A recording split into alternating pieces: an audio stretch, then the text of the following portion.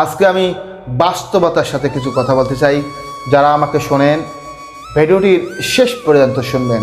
আর like, comment, follow, share এসব আমি কোনোদিন বলিনি আর কোনোদিন বলবো না।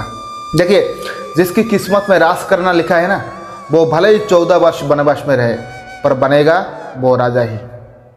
और सूट बूट पहन लेने से कोई राजा नहीं बन जाता है मेरे दोस्त। और जो राजा होता है ना, वो समाज और देश के बारे में सोचता है।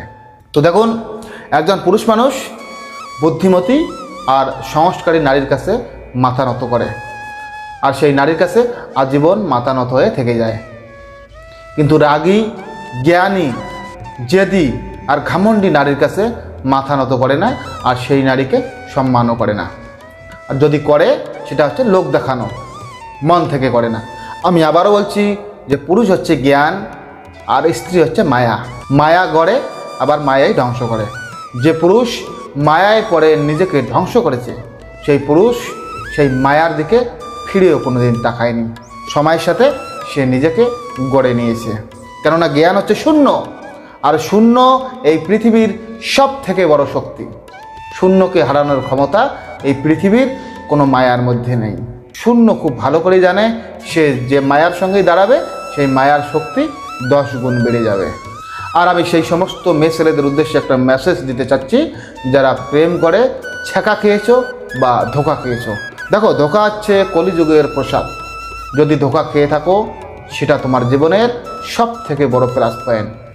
আর যদি তুমি বিবাহ করে সংসার করতে চাও, তাহলে বাবা মায়ের পছন্দ করা ছেলেকে বিবাহ করো। আর দ্বিতীয় কথা হচ্ছে, যদি তুমি দ্বিতীয়বার কোনো সম্পর্কে জড়াতে চাও, তাহলে একটা কথা মনে রাখবে যে সম্পর্ককে সবসময় প্রাইভেট রাখার চেষ্টা করবে। দ্বিতীয় বা তৃতীয় কোনো ব্যক্তির সঙ্গে শেয়ার করবে না, সে তোমার বাবা হোক, মা হোক বা তোমার ঘনিষ্ঠ কোনো বন্ধু হোক। যদি তুমি শেয়ার করো, তাহলে 100% তোমার সম্পর্ক ভেঙে যাওয়ার সম্ভাবনা থাকবে। আর ভুল করেও কোনোদিন কোনো পুরুষ মানুষের সঙ্গে চ্যালেঞ্জ করো না। তুমি জিততে পারবে না, তুমি হেরে যাবে।